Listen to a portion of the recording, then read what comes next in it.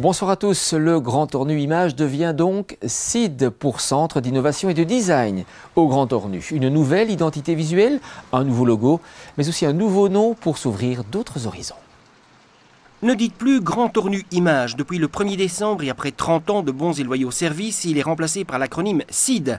Rien à voir avec la pièce de Corneille, ces lettres signifient Centre d'innovation et de design, un nouveau nom qui n'est pas né par hasard. On a demandé à l'équipe, on a demandé aux gens de réfléchir à un nom choc, un nom qui pourrait être représentatif, mais qui pourrait aussi rester gravé dans l'esprit des gens, parce que Grand Ornu Image, c'était long, avouons-le.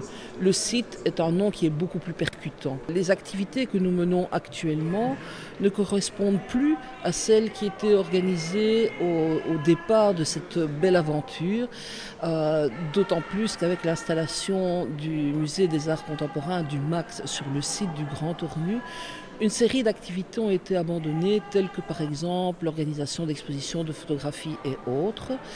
Et donc nous nous sommes petit à petit spécialisés et concentrés sur le design. Donc il était important pour que l'on puisse clairement identifier l'activité du Grand Ornu, que l'on puisse donner un nom qui corresponde à cette évolution, à cette innovation et à cette spécialisation du design. La programmation du CID, c'est pas qu'elle se veut choquante, mais elle voudrait dépasser ce seuil de choc. Le seuil de choc, c'est un terme utilisé par un designer qui s'appelle Raymond Lewy et qui est le seuil à partir duquel le consommateur va avoir peur d'un objet innovant parce que ça lui demande de beaucoup trop changer ses façons habituelles de fonctionner.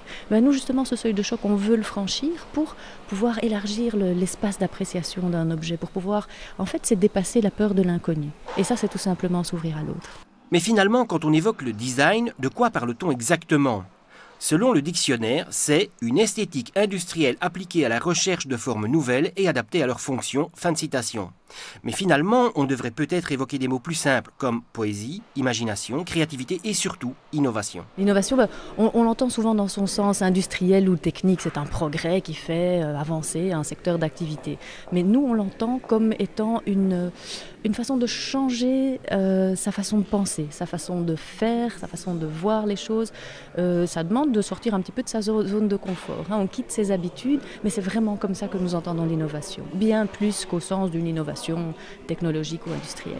L'innovation, c'est un moteur formidable pour plus de progrès social, progrès sociétal. Mais cette innovation-là, elle ne fonctionne en fait que si elle est motivée par l'humain, par le citoyen.